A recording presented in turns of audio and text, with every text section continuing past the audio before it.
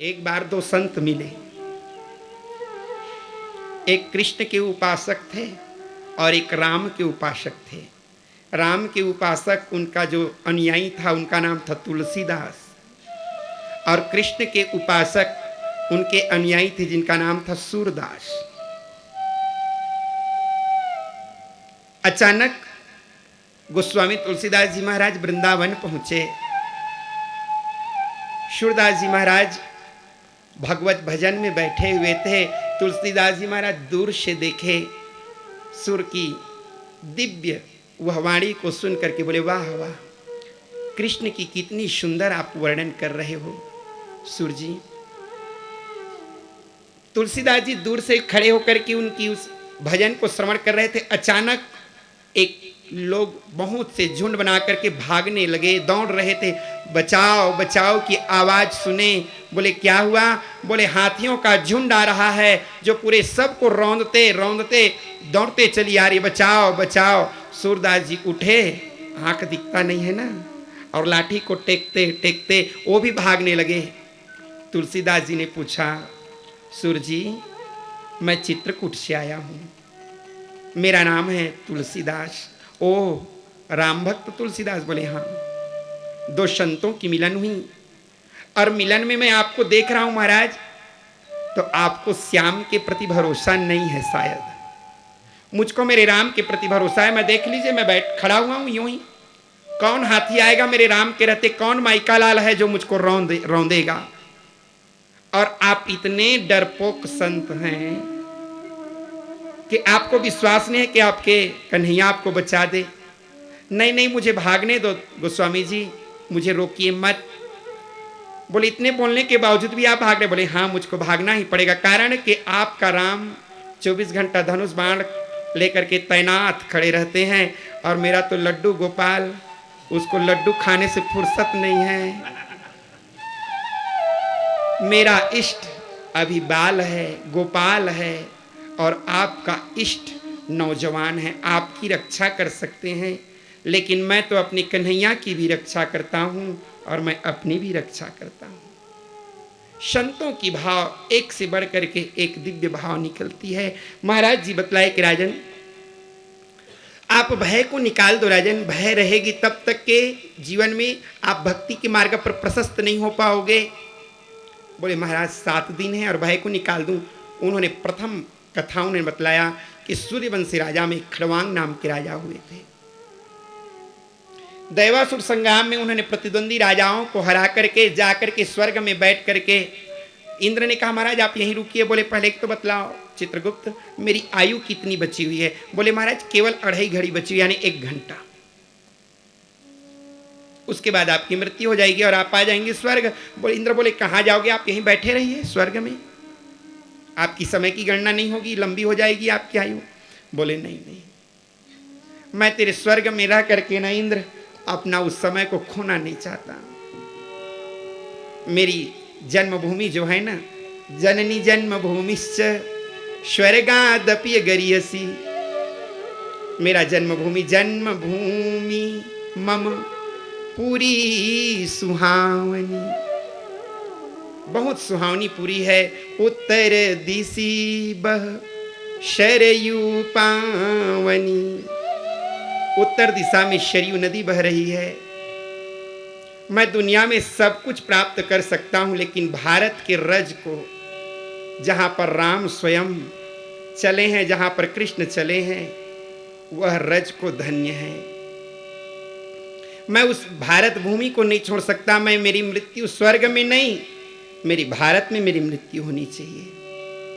राजा ने मृत्यु को वरण करने के लिए स्वर्ग से उतर करके मृत्यु लोक में आए थे। राजन, यह है भारत की महत्ता।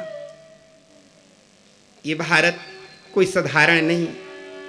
अरे जिस भारत की इस मिट्टी में ब्रह्मा ने भी जिसकी रज में लोट लगाई, कितनों ने तज राज्य यहाँ लंगोट लगाई। प्रकट हुए इस भूमि में ओ धरा धाम के ईश हैं, ऐसे भारत भूमि को नवा रहे हम शीस है।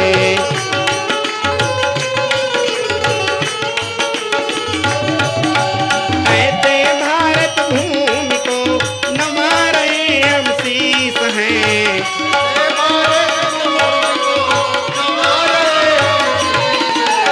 ऐसे भारत भूमि को नवा रहे हम शीस हैं।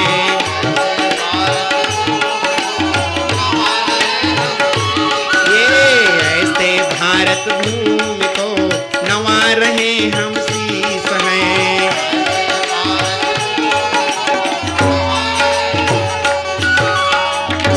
वो मेरा भारत देश है जहां देवता गण भी ब्रह्मा भी आकर के जिस रज में लोट पोट करते हैं।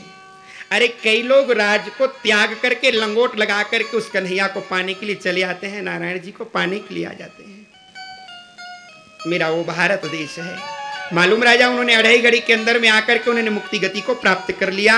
और तेरे पास में अढ़ाई घड़ी 1 घंटा नहीं, 24 घंटा गुणित 7 इतना घंटा तेरे पास में है और तू कहता है मेरी मुक्ति। मुझे हंसी आती है परीक्षित, तू चिंता मत कर। प्रभु आप ये बतलावें कि वो ब्रह्म मिलेंगे कहाँ। सुखदेव जी हंसने लगे, किसको तू ढूंढ रहा है परीक्षित? नहीं तो प्राप्त कर सका प्रभु। कण कण में तुझको ढूंढा, तेरा पता नहीं, तेरा पता मिला तो मेरा पता नहीं।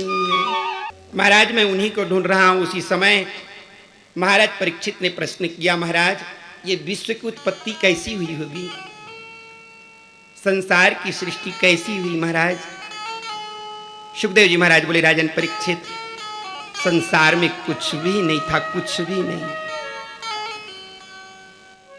ईश्वर जब चाहते हैं तो लय कर देते हैं सबको और आराम से रहते हैं। उनकी इच्छा होती है कि मैं फिर से माया प्रारंभ करूं तो माया प्रारंभ करते हैं वो।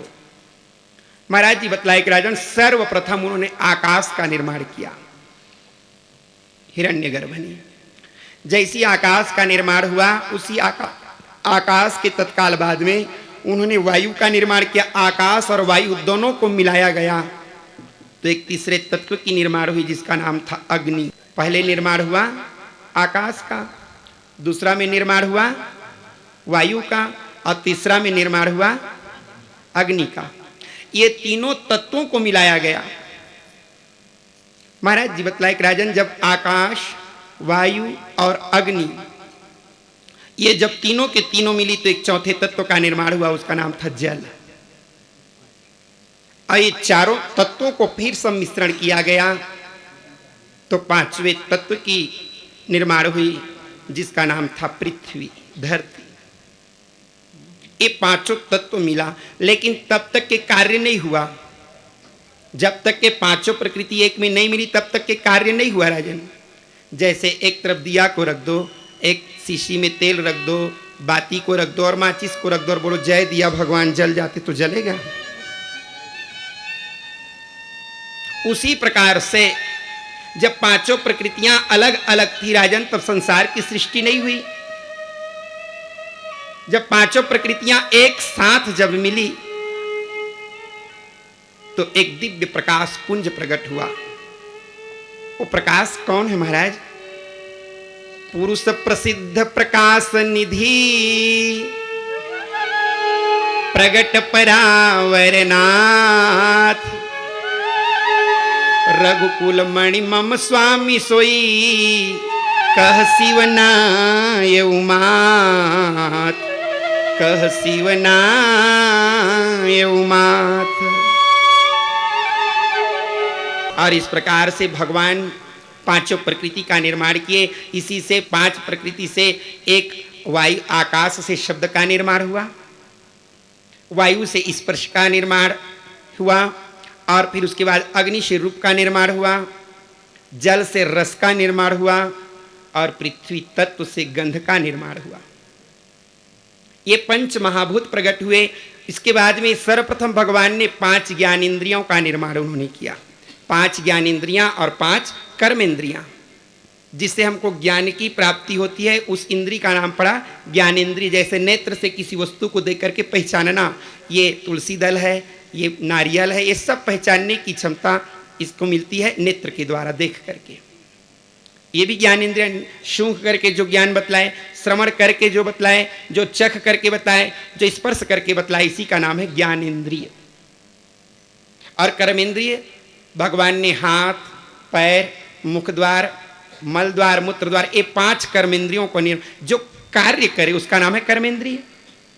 5 ज्ञानेंद्रिय और 5 कर्मेंद्रिय, तो 10 इसमें से और 10 उसमें से, तो 10 और 10 और 4 एक ऐसे अंतःकरण का उन्होंने निर्माण किया, मन, बुद्धि, चित्त और अहंकार।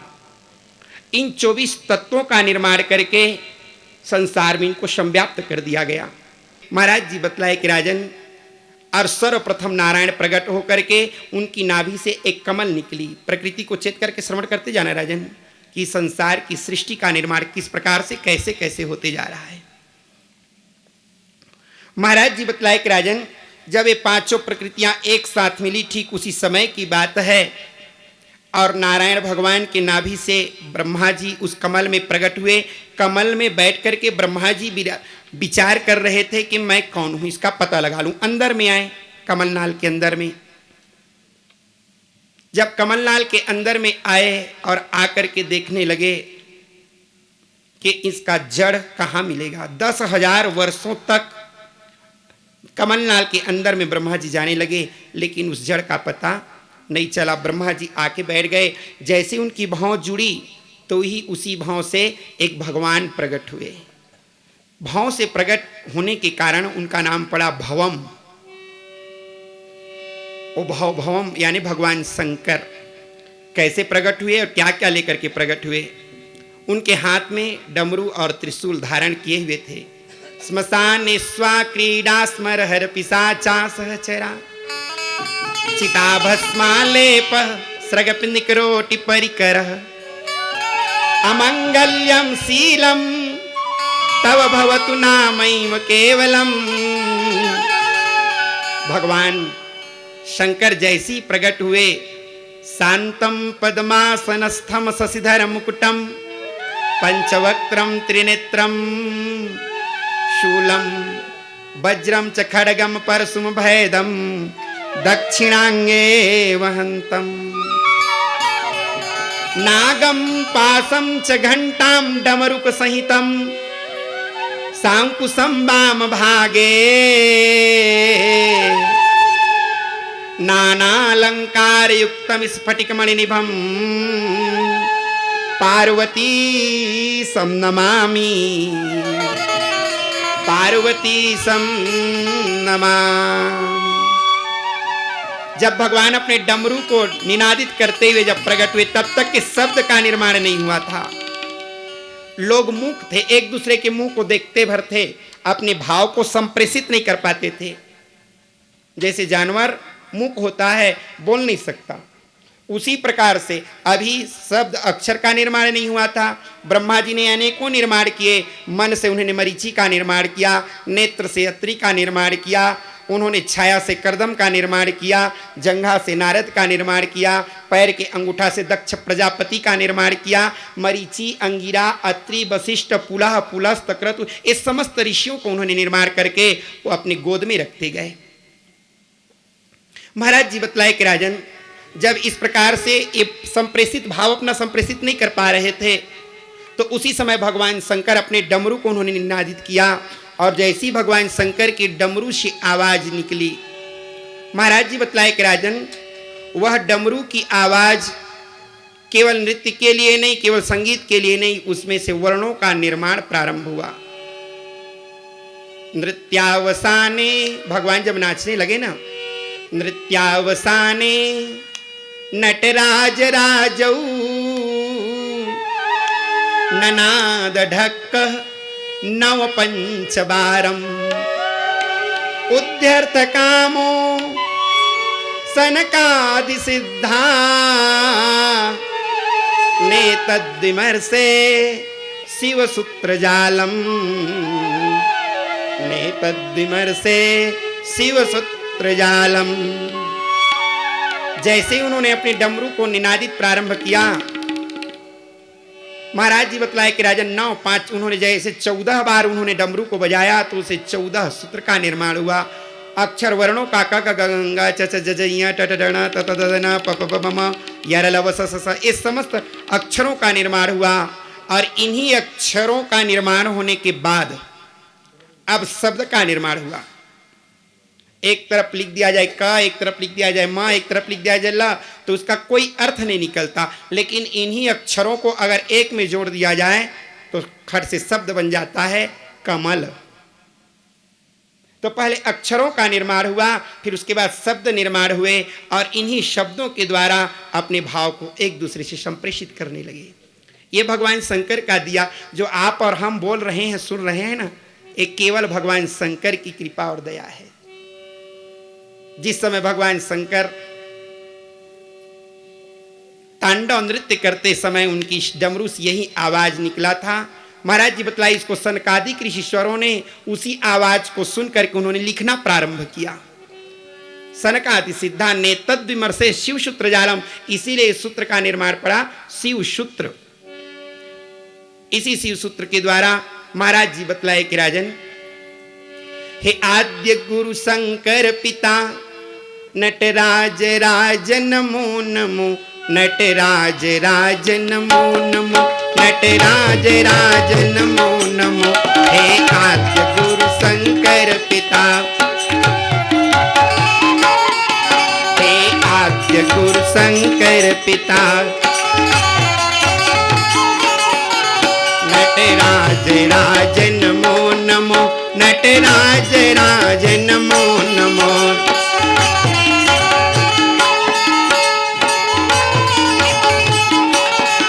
सतश्रेष्ठ तांडव रचयिता नमो, नटराज राज नमो नमो, नटराज राज नमो नमो। हे आद्य गुरु शंकर पिता, हे आद्य गुरु, हे आद्य गुरु शंकर पिता, हे आद्य, हे आद्य गुरु शंकर पिता, हे। इसीलिए इनको आदि गुरु कहा गया महादेव को। इन्हीं के द्वारा वर्ण मालाओं की निर्माण हुई। महाराज जी बतलाए कि राजन, अक्षर शब्दों का निर्माण हुआ। निर्माण होने के बाद में महाराज जी बतलाए कि राजन, अब तो ब्रह्मा जी अपनी गोद में सबको बना बना करके रखने लगे, संसार की सृष्टि। महाराज जी बतलाए कि राजन, इसी समय की बात है कि भागवत में चतुश्लोक का वर्णन किया गया। जिस प्रकार से रामायण में एक श्लोक आती है जिसमें संपूर्ण रामायण की पुण्य की फल की प्राप्ति होती है। आदौ राम तपो वनादिगमनम हत्वा मृगा कांचनम। उसी प्रकार से केवल एक शब्द निकला था और उसी शब्द को सुन करके ये महाराज जी बतलाए कि राजन, तीनों देवता एक आवाज को, उसी आवाज को तपस्या में रत हो गए, ब्रह्मा विष्णु और महेश। जब ये आकाशवाणी हुई आकाश से, ब्रह्मा सृजह सृजन करो, विष्णु के लिए आदेश हुआ कि विष्णु आप पालन करो, महेश्वर आप संहार करो। तीनों व्यक्ति अपने अपने कार्य में लग जाओ। महाराज जी बतलाए कि राजन, ये तीनों देवता निर्माण के, संहार के और पालन के देवता हुए। महाराज जी बतलाए कि राजन, इस चतुश्लोक में भागवत के समस्त लक्षणों का वर्णन किया गया। सर्ग प्रतिसर्गस्य, उपसर्ग, सर्ग, ये सब मनवंतर आदि का जिसमें वर्णन किया गया, यही संपूर्ण वस्तुओं को मिलाकर के श्रीमद् भागवत एक ग्रंथ का निर्माण हुआ। महाराज जी बतलाए कि राजन, मैंने तुमको भागवत की तृतीय वक्ता और तृतीय श्रोता के बारे में वर्णन करके बतलाया। जिस प्रकार से रामायण के 4 वक्ता और 4 श्रोता हुए हैं ना, काग भुसुंडी गरुण प्रति, याज्ञवल्क भरद्वाज, शिव शंकर गिरिजापति, तुलसी संत समाज। उसी प्रकार से इस भागवत के भी 4 वक्ता और 4 श्रोता हैं। कौन कौन से कल आप लोगों ने कथा श्रवण किया था, जिनके प्रथम वक्ता हुए थे सनक, सनंदन, सनातन और सनत कुमार। इसी बद्री नारायण क्षेत्र में बैठ करके ज्ञान, भक्ति और वैराग्य को जिन्होंने कथा श्रवण कराई। दूसरे वक्ता हुए महाराज गौकर्ण, जिन्होंने धुंधकारी और समस्त ग्रामवासियों को उन्होंने कथा श्रवण कराया। और इसके तीसरे वक्ता हुए महाराज सुखदेव और श्रोता हुए महाराज परीक्षित। एक चौथे वक्ता के बारे में भागवत में भी 4 घाट बना हुआ है। ये गंगा के 4 घाट हैं, प्रेम की डुबकी लगा ले। महाराज जी बतलाए कि राजन, उस समय की बात है जिस समय 5 भाई पांडव जंगल में निवास कर रहे थे। भगवान कृष्ण को बड़ी पीड़ा हुई, भाई लोग जंगल में हैं, मैं द्वारिका की दिव्य सुधर्मा सभा में बैठ कर के जीवन यापन कर रहा हूं। भगवान चले गए, जंगल में जाकर के खोजते खोजते पहुंचे। कुंती बुआ बैठी हुई थी दरवाजा पर। भगवान श्री कृष्ण जाकर के चरण स्पर्श किए, प्रणाम बुआ, कल्याण मस्तु कृष्ण, और सब कुशल मंगल? बोले हाँ। भैया भाभी? बोले सब कुशल। मैं आपसे पूछने के लिए आया हुआ हूं कि क्या आपके बेटे लोग इसी प्रकार से जीवन यापन करते रहें? धर्मराज से पूछा गया, धर्मराज भी आप बतलाओ ना। धर्मराज ने कहा, सुनो ना कृष्ण, सहज मिले सो दूध बराबर, मांगे मिले सो पानी, कह रही वह रक्त सम, जामे ऐचा तानी। मैं लड़ाई झंझट नहीं चाहता। भीमसेन बोली, मेरी गदा कानों के पास गुनगुना कर कहती है, केशव, कि वो दुष्ट दुर्योधन के जंघा, जिन्होंने अपनी जंघा को पटक करके बोला था कि आओ द्रौपदी नंगी होकर के बैठ जा, ये गदा कहती है किस दिन उस जंघा को तोड़ोगे? अर्जुन तुम तो बतलाओ। अर्जुन ने कहा, मेरी गांडी मेरी भुजा से खिसकती है भैया, उस महाभारत की इंतजार के लिए। नकुल सहदेव बोले, भैया हमारी भी इच्छा है युद्ध की। भगवान कृष्ण ने कहा, 4 ओंठ मेरे तरफ, तुम अकेले हो धर्मराज। तो भी जाकर के जज से पूछ लेते हैं, हाई कमान बैठी हुई है ना, उन्हीं का जो निर्णय होगा उसी को सिरोधार्य किया जाएगा। भगवान जाकर के पूछे, बतलाओ ना बुआ। कुंती मां ने कहा, बेटा मैं वो छत्राणी हूं रे, जो ऐसे 5 पुत्रों को पैदा की हूं, लेकिन धिक्कार है मुझको, कोई ऐसे बेटे को जन्म देने के बावजूद भी मैं जंगल में घूम रही हूं। इहाँ पुत्र जन्मे माई जिया राणा प्रताप। जब अरावली की घाटी पर महाराणा प्रताप जब निकलते थे भ्रमण के लिए, तो अकबर के नींद हराम कर देते थे। शिवाजी महाराज जी निकल करके जाते थे, महाराणा प्रताप जाते थे, तो वो मां धन्य है बेटा, धन्य है उस परशुराम की मां को, जिन्होंने एक भी व्यक्ति को अपने साथ में नहीं ले गया। केवल अकेले उन्होंने 21 बार छत्र विहीन करके 9 तालाब में जिन्होंने खून को भर दिया। वाह बहन रेणुका, सुत मैं न जायो राम सम, रेणुका तू धन्य री। अरे बहन रेणुका तू धन्य है, जिन्होंने केवल फरसा को लेकर के अत्याचारी राजाओं का उन्होंने संहार करके धर्म की स्थापना किया था। धन्य है उस मां को। भगवान कृष्ण ने कहा, वाह बुआ तुम मेरे कुल के हो ना, छत्राणी हो तुम में, तुम्हारा खून छत्री का खून दौड़ रहा है तुम्हारे रस इसमें नग नग में। आज महाराज जी बतलाए कि राजन, जैसी ही मां कुंती मां सुनी कि कृष्ण कुछ उपाय कर रहे, बोले हाँ बुआ तू चिंता मत कर, मैं भी युद्ध चाहता नहीं, लेकिन शांति दूत बन करके तो जा सकता हूं। बोले हाँ। आए, जैसे ही उन्होंने हस्तिनापुर में पहुंचा, सभा लगी हुई थी, दूत ने जाकर के कहा, भगवान कृष्ण द्वारिकाधीश कृष्ण पधारे हुए हैं। स्वागत किया गया, सभी लोग स्वागत के लिए उठे, सभी ने सत्कार किया। जिसके घर में भगवान गए थे ना उठे न प्रणाम किए। भगवान बोले, वाह दुर्योधन, मैं तेरे घर में आया हूं और तू कुछ एक शब्द भी नहीं बोलता, आओ बैठो करके। सुन दुर्योधन, टूट जाएगी ये काया एक दिन अभिमान की, पूछता हूँ जमी की तो बताता है आसमां की। धन के घमंड प्यारे मन से तू दूर कर, दौलत खजाना माल यहीं रुक जाना है। झगड़े लड़ाई का कुछ भी है काम नहीं, काहू को सताओ मत अंत मर जाना है। इसलिए सब चीज को त्याग कर, अतः वियोग से तुम भोग को विभोग कर। कई लोग कहते हैं क्या हम बुढ़े हो गए जो भजन करेंगे? अरे बुढ़ापा में भजन नहीं, जिसकी जवानी में भजन नहीं उतरती तो बुढ़ापा में भजन उतरने वाली नहीं है। जिसका बचपन सुधर जाएगा उसका पचपन सुधर जाएगा। बचपन को सुधारने के लिए बचपन को सुधार के रखें। जिसका बालकांड अच्छा होगा तो उत्तरकांड अपने आप सुधर जाएगा।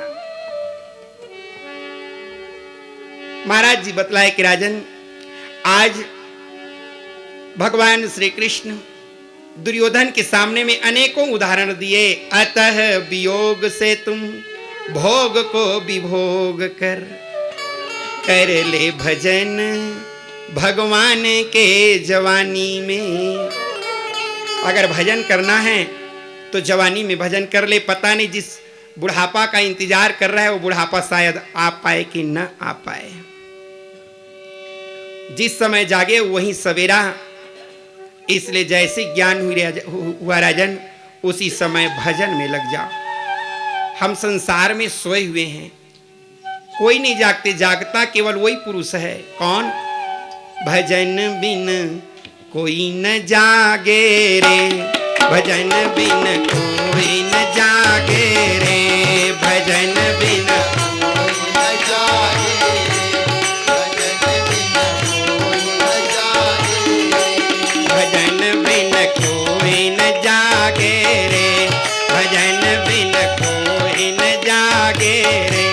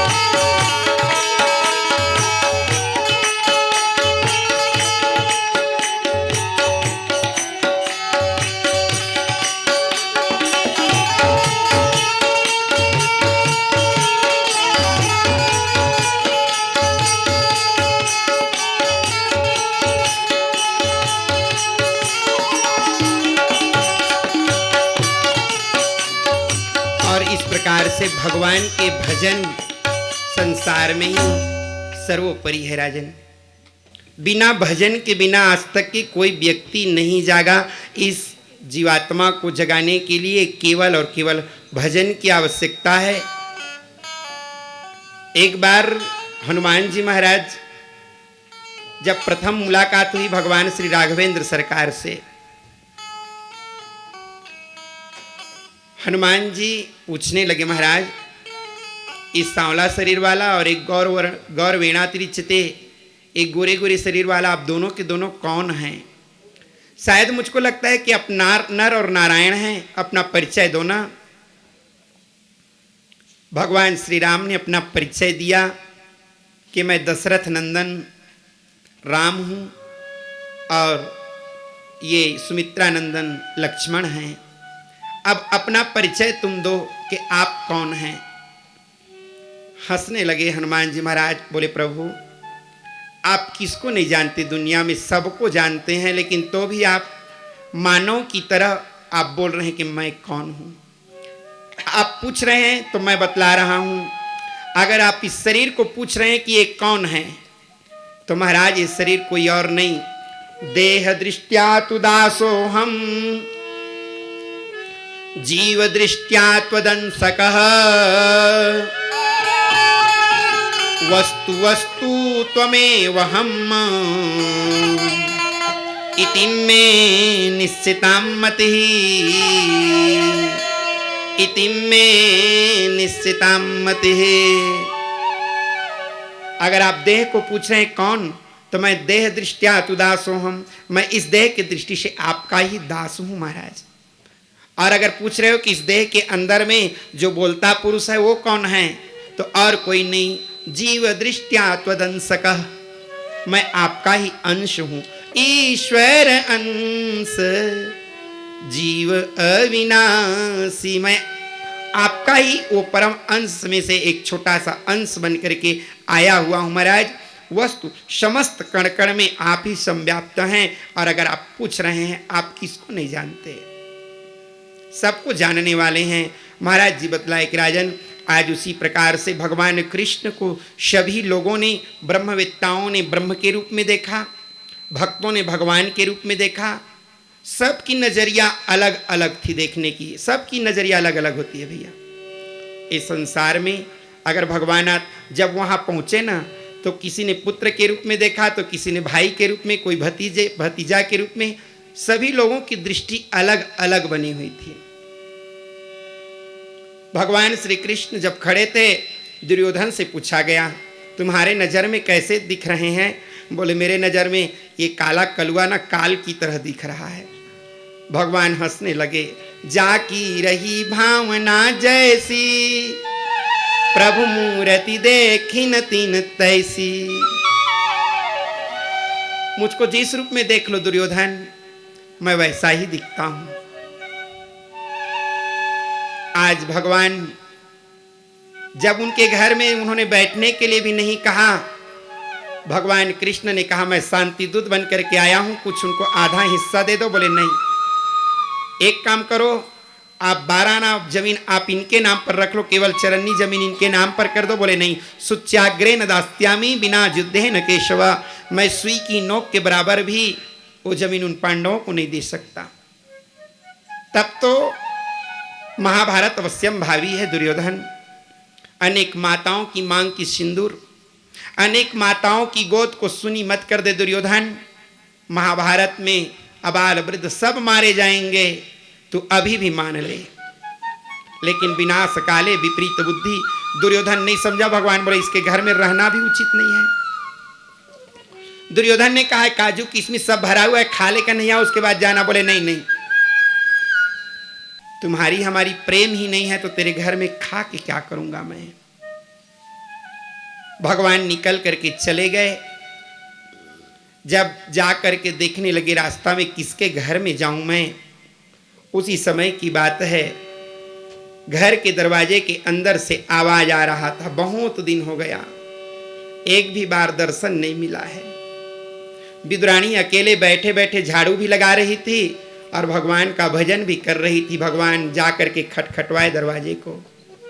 विदुरानी माँ जाकर के जैसी विदुरानी दरवाजा खोल करके देखी तो साक्षात भगवान खड़े हुए थे। लेकर के आए, विदुर जी अंदर में थे। विदुर जी बोले देखिए तो कौन आए हैं। विदुर जी बोले वाह वाह, हम कितने भाग्यशाली हैं विदुरानी, हमारे घर में परमात्मा स्वयं आए हुए हैं। स्वागत किया गया, बैठाया गया। बोले भूख लगी है माँ। विदुर जी कुछ लेकर के आइए। विदुर जी जाकर के दुकान खोजने लगे, सब तरफ बंद करवा दिया गया था दुर्योधन के द्वारा। कुछ भी सामान नहीं मिली। घर में केला रखा हुआ था। जाकर के विदुरानी सोची कि 56 प्रकार के भोग लगाने वाले को केले कैसे लेकर के दूं। लेकर के सामने में रखे, केशव इसको ग्रहण करेंगे आप? लाओ ना विदुरानी माँ। विदुरानी मुंह को देखने लगी, इतने सुंदर, काश ऐसे बालक को मैं अपने हाथ से खिला देती तो और कितना अच्छा होता। भगवान तो उर प्रेरक रघुवंश विभूषण, मन की बात को जानने वाले हैं। बोले सुनो ना विदुरानी माँ, मैं बचपन से 55 तक अभी तक अपने हाथ में नहीं खाया हूँ। बचपन में यशोदा खिलाई, जवानी में देवकी खिलाई, आज तक ये मेरी माताएं खिलाती हैं। अगर कोई खिलाते हैं तो मैं पेट भर खा लेता हूँ, और अपने हाथ में मेरा पेट नहीं भरता विदुरानी माँ। विदुरानी सोची आज तो मेरा भाग्य खुल गया केशव। और उसी समय जैसे विदुरानी बैठी और केले के छिलके को छिल करके और मुंह में डालने लगी, केले का जो गुदा था वो नीचे की ओर गिर पड़ा और छिलका को लेकर के भगवान के मुंह में खिलाने लगी। एक छिलका खा गए, 2 छिलका खा गए, तीसरा छिलका, इसी प्रकार से भगवान खाने, विदुरानी जी खिलाने लगी। विदुर जी आ गए, देखे तो सब केला सामने में रखा हुआ था, छिलका गायब था। विदुरानी क्या करे? बोले चुप रहो महाराज, अभी कृष्ण अभी भूखा है, खिलाने दीजिए। बोले पगली, केला के छिलका को खवाते हैं कि गुदा को खिलाते हैं, तुझको ये भी पता नहीं है? महाराज मैं कन्हैया को खिला रही हूं, आप चुप रहिए, देखो तो किसको खिला रहे हो? कन्हैया ये गांव की गंवारन है, पढ़ी लिखी ने, आप तो बता दो कि मैया छिलका को ना खिलाओ। सुनिए ना विदुर जी, मुझको ये पता नहीं है कि मैं छिलका खा रहा हूं कि गुदा खा रहा हूं। इतने भगवान भाव विभोर हो गए थे और भगवान भाव को स्वीकार कर रहे थे। सुनिए ना विदुर जी, मैं केले के छिलका को नहीं, मैं तो भाव को ग्रहण कर रहा था। भावो ही विद्यते देवा तस्मात् भावो ही कारणम, मुझे केवल भाव की आवश्यकता है। आज तक ऐसा भोजन मैं कभी जीवन में नहीं किया था। विदुरानी माँ कुछ है? बोले है। मुनगा के भाजी को लेकर के डाल दी, उसमें नमक मिर्ची कुछ भी नहीं डला था। भगवान खाने लगे, बड़े प्रेम से खाने लगे। विदुरानी से परोसा ले लेकर के भगवान डलवा करके खाने लगे। विदुर जी हाथ जोड़ करके खड़े हो गए, केशव इस भाजी में आप राजी हो गए? आपके बड़े बड़े सगे संबंधी हैं, जहां काजू किशमिश सब बादाम छुआरा सब भराया हुआ है, आप उनके घर को त्याग कर मेरे घर में आप आए हैं केशव। भगवान बोले सुनो न विदुर, मैं वस्तु को ग्रहण नहीं करता, बिना प्रेम थूकूं नहीं, गाड़ी भरे सामान पर रीझ जाता हूं, पर मैं एक मान के एक पान पर, मैं तो पान में रीझ जाता हूं। पत्रम पुष्पम फलम तोयम यो में भक्त्या प्रयक्षति। भगवान उस भाजी के को भाव के साथ स्वीकार करने लगे। वाह वाह, इस भाजी में कितना रस भरा है।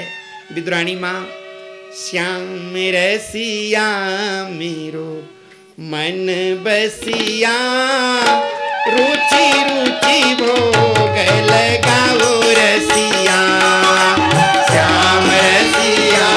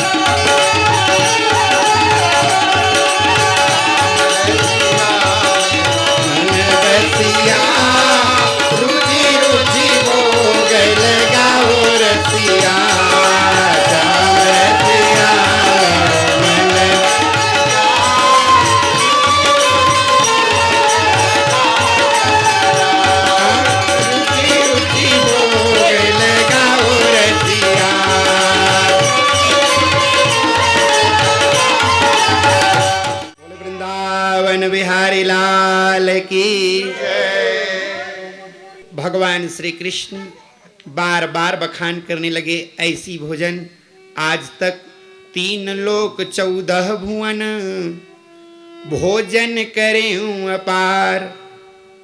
मैंने 3 लोक 14 भुवन में बहुत भोजन किया विदुरानी माँ, लेकिन जीवन में 2 भोजन जीवन में कभी नहीं भूल सकता।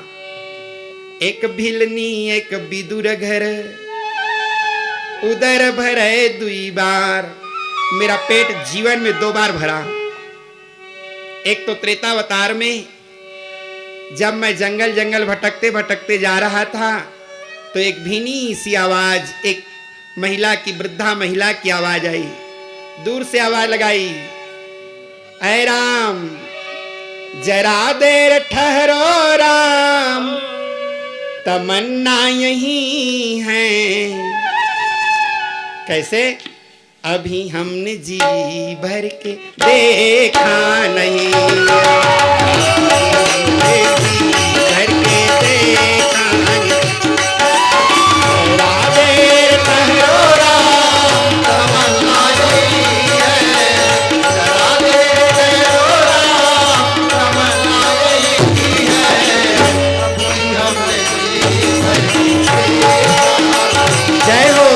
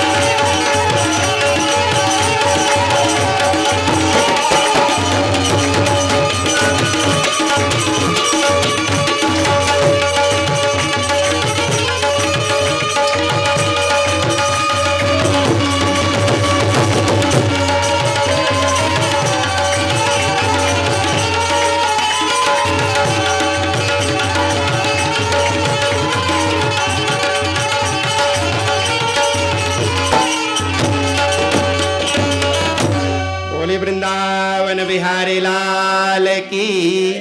महाराज जी बतलाए कि राजन, इस प्रकार से आज संसार में आज भगवान श्री कृष्ण चंद्रानंद कंद उनकी दी हुई इस प्रेम की भाव को उन्होंने स्वीकार किया। बोले विदुरानी माँ, मैं भाव को स्वीकार करता हूँ। कृष्ण वहां से विदुर जी से बोले, विदुर जी ये तो निश्चित है कि महाभारत होगी, आप मेरे भक्त हैं। युद्ध में आप दुर्योधन की तरफ से आएंगे लड़ने के लिए और मैं पांडवों की तरफ से युद्ध करने के लिए आऊंगा। भक्त और भगवान की युद्ध न छिड़ जाए, इसलिए आपसे अनुरोध है कि महाभारत प्रारंभ होने के पहले आप हस्तिनापुर छोड़ करके सत्संग करने के लिए कहीं और चले जाएं। विदुर जी महाराज वहां से गंगा के तट पर चले गए और महाराज जी बतलाए कि राजन उस गंगा के तट में जैसे उन्होंने विदुर जी की उद्धव से मुलाकात हुई, उद्धव जी उनको समस्त बाल लीला के बारे में वर्णन करके बतलाए।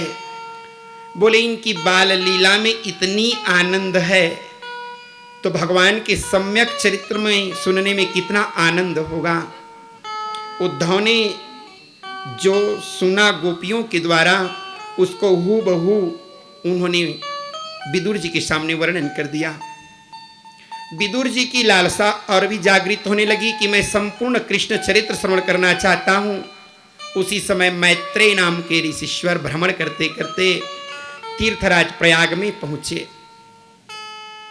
मैत्रेय ऋषि जिसकी मित्रता सबसे हो, बहुत बड़े विद्वान थे मैत्रेय ऋषिश्वर। अचानक मुलाकात हुई और उनके पैर को पकड़ करके इन्होंने याचना किया, महाराज जिस प्रकार से भरद्वाज ऋषि के आश्रम में याज्ञवल्क्य जी महाराज जब पहुंचे तो भरद्वाज राखी पद टेकी, उनकी नतमस्तक होकर के प्रणाम करके उन्होंने कहा महाराज आप रुकिए और मुझको राम कथा सुनाइए।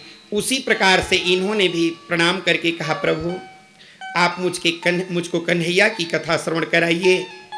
और उसी समय मैत्रेय ऋषिश्वर भगवान कृष्ण के सम्यक चरित्रों का वर्णन महाराज विदुर जी को करवाए।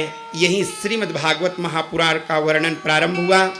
7 दिन तक सप्ताह ज्ञान यज्ञ चला और इस भागवत के इसी समय चौथा वक्ता मैत्रेय ऋषिश्वर और जिसके श्रोता महाराज विदुर जी हुए। 5 तत्वों का निर्माण किया, 10 इंद्रियों का निर्माण किया गया। निर्माण किए हैं 5 तत्व और 10 इंद्रियां बनाई हैं। बनाने के बाद में सबको विनिमय कर दिया गया, मिट्टी पानी आदि के द्वारा निर्माण करके। महाराज जी बतलाए कि राजन इस पंच महाभौतिक शरीर को सभी लोगों ने धारण करके, चाहे आप किसी भी योनि में जाकर के देखेंगे वह पंच भौतिक पंच प्रकृति उसके शरीर के अंदर में क्षिति जल पावक गगन समीरा पंच रचित यह अधम शरीरा। ये पंच रचित शरीर निर्माण किया गया। महाराज जी बतलाए कि राजन अतल बीतल सुतल तलातल रसातल महातल और पाताल की निर्माण हुई। इधर भूलोक भुअरलोक स्वर्लोक महालोक जनलोक तपलोक और ऊपर में सत्यलोक का निर्माण हुआ। और इस प्रकार से महाराज जी बतलाए कि राजन 14 भुवन में बीच में मृत्यु लोक, हर भुवनों में अलग अलग देवताओं का स्थान बनाया गया। कहीं कूर्म नारायण भगवान की पूजा, कहीं बराह नारायण भगवान की पूजा। हमारे यहाँ मृत्यु लोक में जिस देवता की पूजा होती है, जिस क्षेत्र में बैठे हैं उसी भगवान का क्षेत्र है, वो है नारायण भगवान। महाराज जी बतलाए कि राजन और इस प्रकार से आज सृष्टि आदि के बारे में वर्णन करने के बाद में महाराज जी बतलाए कि राजन जब ब्रह्मा जी आप बतलाए कि राजन निर्माण करके अपनी गोद में रखे, फिर कमल के पुष्प में रखे, तो क्या उस समय धरती नहीं थी? बोले नहीं। महारानी अदिति के गर्भ से 2 पुत्र पैदा हुआ था। महाराज जी बतलाए कि राजन संध्याकालीन बेला में अदिति ने जाकर के कहा महाराज मुझको पुत्र की इच्छा है, आप पुत्र दीजिए ना। महाराज कश्यप ने कहा सुन अदिति, सूर्य के रहते अगर कहीं गर्भाधारण हो तो वह बच्चा पंगु हो जाता है, लूला लंगड़ा हो जाता है। संध्याकालीन बेला में अगर गर्भ स्तंभित हो तो बच्चा राक्षस हो जाता है। और तू ठीक मध्याह्न समय पर संध्याकालीन बेला पर तुम कहती हो कि मुझको पुत्र दीजिए महाराज, अभी मत लो, ये मर्यादा नहीं है। लेकिन जिद करके इन्होंने रतिदान मंगा और गर्भाधारण हुआ। लाज के कारण अदिति जो थी अपने बच्चे को पैदा नहीं की। 100 वर्ष तक अपने पेट के अंदर में रोक करके रख ली। 100 वर्ष के बाद बच्चा पैदा हुआ तो बड़े बड़े शरीर वाले पैदा होते ही 7 समुद्र में छलांग लगा दिए। एक का नाम पड़ा हिरण्य इव अक्षः इति हिरण्याक्षः, और एक का नाम पड़ा हिरण्य इव कश्यप इति हिरण्यकश्यप। हिरण्य कहते हैं स्वर्ण को, अक्ष कहते हैं आंख को, हिरण्याक्ष जिसके नजर में रात दिन सोना ही सोना दिखे, संपूर्ण वस्तु ही दिखे, मेरा है मेरा है मेरा है, ये लोभ का प्रतीक है हिरण्याक्ष। जो एक गांव को नहीं पूरे विश्व को, पूरे धरातल को जो कब्जा कर लिया, लेकिन तो भी मन में शांति नहीं थी। कोई छीन न लेकर के धरती को रसातल में लेकर के सिराना लगा करके सो गया। ब्रह्मा जी सोचने लगे अब क्या किया जाए। अचानक छिकासी आई, जैसी उनकी छींक निकली नाक से, एक जीव आसीत, एक जंतु, जैसे उन्होंने भयकान अपने शरीर को बढ़ाते बढ़ाते बढ़ाया, महाराज जी बतलाए कि राजन वह कोई और नहीं, 2 दांत निकला हुआ था और लाल लाल जिनकी ओंठ, देदीप्यमान स्वरूप को धारण करके जैसे ब्रह्मा के सामने में प्रकट हुए। ब्रह्मा जी आवाज लगाए, बोलिए बाराह नारायण भगवान की। भगवान बाराह नारायण भगवान प्रकट हुए। दूसर प्रभु बाराह अवतारी, हिरण्याक्ष बदि भूमि उद्धारी। हिरण्याक्ष के उद्धार करने के लिए भगवान बाराह का रूप धारण करके ब्रह्मा जी बोले महाराज पूजन तो करो। बोले पूजन का समय नहीं है। ब्रह्मा जी पानी के अंदर में गए, अपने दोनों दांत के दाढ़े के बीच में रख करके कमलवत पृथ्वी ददर्शः, कमल की तरह वह पृथ्वी दिखलाई देती थी, ले करके आए। जल के ऊपर में जब आ रहे थे तो हिरण्याक्ष ने कहा, चोर तू कहाँ लेकर के जा रहा है? भगवान ने कहा, ऐ ग्राम सिंह, ग्राम सिंह कहते हैं गांव के कुत्ते को, अरे ग्राम सिंह तूने जबरदस्ती हरण करके ले आया है और कहता है चल तुम्हारी हमारी मुठभेड़ ऊपर में होगी। भगवान जल के ऊपर में उन्होंने जैसे धरती को लेकर के रखा, धरती जाकर के स्तंभित हो गई, रुक गई। लोग देख करके आश्चर्य में पड़ गए, संत महात्मा आश्चर्य में पड़ गए। हम लोग एक मिट्टी के ढेले को जब डालते हैं पानी में तो पानी के अंदर में डूब जाता है, लेकिन वाह प्रभु आपने कितना सुंदर इस धरती का निर्माण किया। धरती का निर्माण करके आपने जल के ऊपर इसको बसाया। धन्य है आपकी लीला को, जो जल के ऊपर आपने धरती को धारण करवा दिया।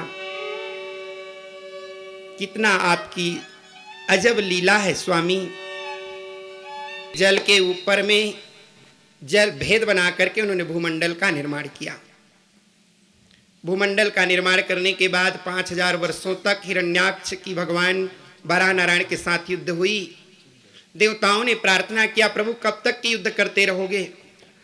भगवान हंसने लगे कि मारा तो ही खिलाई खिलाई, खिला खिला कर मारने में ज्यादा आनंद आता। बोले प्रभु अब देर न कीजिए, राक्षस शैतान इसका ताकत और भी बढ़ते जा रहा है, आप इनको मार दीजिए। उसी समय भगवान ने याद किया कौमोदकी नाम की गदा को। कौमोदकी गदा से तुमने हिरण्याक्ष को मारा, उठा रसातल से वसुधा को जल के ऊपर धारा। संकर्षण की शक्ति इसे दे, मानव लोक बसाया। मानवता को मिली सहाई, प्रभु तुम्हारी छाया। महाराज जी बतलाए कि राजन कौमुदकी गदा के द्वारा उन्होंने उठा करके जैसी रटाक से छाती में उन्हें प्रहार किया, कटे हुए वृक्ष की तरह धड़ाम से गिर करके मृत्यु गति को प्राप्त हुआ हिरण्याक्ष, और लेकर के देवताओं को वह धरती सौंप दिया गया। सर्वप्रथम उन्होंने भगवान बाराह नारायण की पूजन की, और उसी दिन से धरती का एक नाम पड़ा बाराही देवी। धरती को बाराही भी कहते हैं। विशेष करके आज बाराह नारायण भगवान की पूजा करके जब वो पानी के अंदर से बाहर में आए, अपने शरीर को धुनने लगे तो उनकी रोमावलियां गिर गई। उसी रोमावली से जो हाथ में धारण करते हैं ना कुश, इस कुश का निर्माण हुआ। अगर आप पुष्प के द्वारा अगर आप अपने ऊपर में सिंचन करते हैं जल को, तो मंत्र पढ़ना पड़ेगा, तब आप पवित्र होंगे। लेकिन कुश के द्वारा उस जल को खाली छिड़क दोगे तो मंत्र पढ़ो या मत पढ़ो, अपने आप पवित्र हो जाओगे। कुश में इतनी ताकत, इतनी शक्ति है। भगवान बारह नारायण के शरीर से निर्माण हुई है एक कुशा का।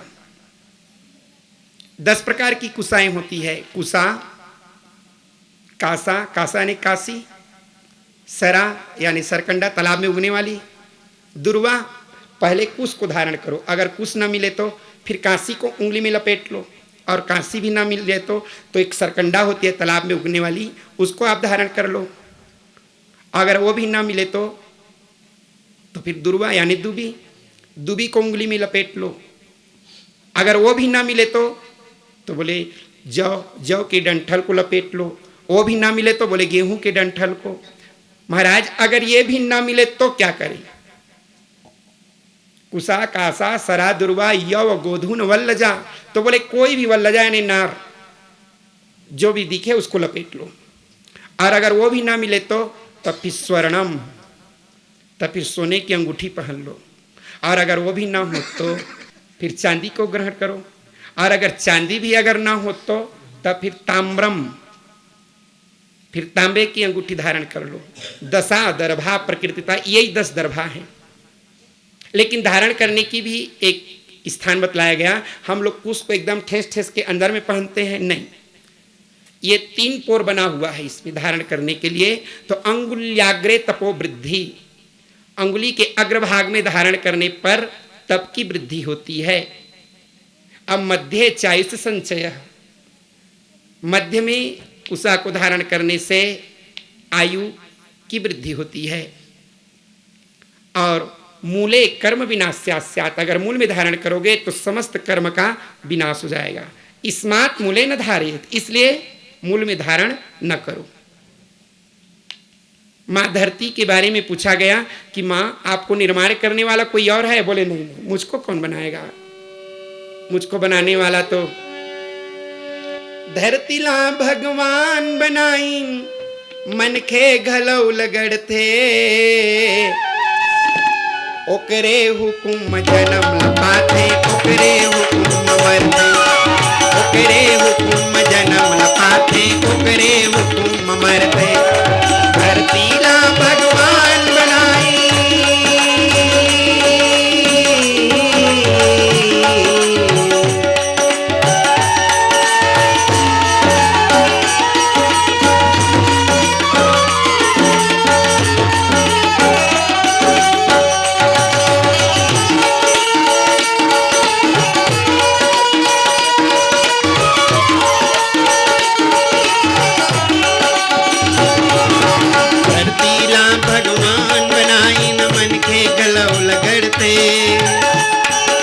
ओकरे हुकुम जन्म लपाथे, ओकरे हुकुम मरथे।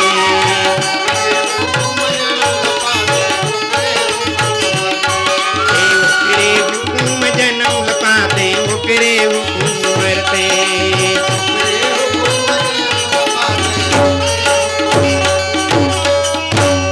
आपको किसी ने बनाया नहीं प्रभु, हे माँ आप प्रगट भय विधि न बनाई। ब्रह्मा का बनाया हुआ नहीं है धरती। और महाराज जी बतलाए कि राजन धरती में लाकर के रखा गया, सब देवतागण, ऋषिगण, महात्मा, मनुष्य सब के सब वहाँ जा कर के सर्वप्रथम धरती माता की पूजा किए।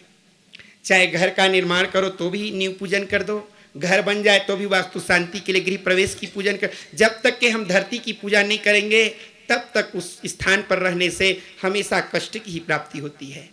धरती माँ ने कहा कि मेरे ऊपर रहने वालों ध्यान लगा करके सुन लेना, जलती हुई दीपक को मेरी छाती के ऊपर मत रखना, नहीं तो मैं उस व्यक्ति को अंधत्व प्रदान कर देती हूँ।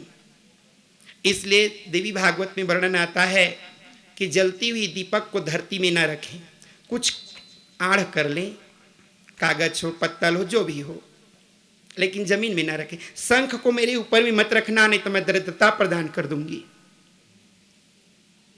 परमेश्वरण को मत रखना, दूध दही गिर जाए तत्काल उसको पोंछ दो, मैं इसको सहन नहीं कर सकती। और मेरी पूजा हमेशा होती है, कभी भी हो अमावस्या के दिन धरती को नाखून से नहीं खुरीदना चाहिए,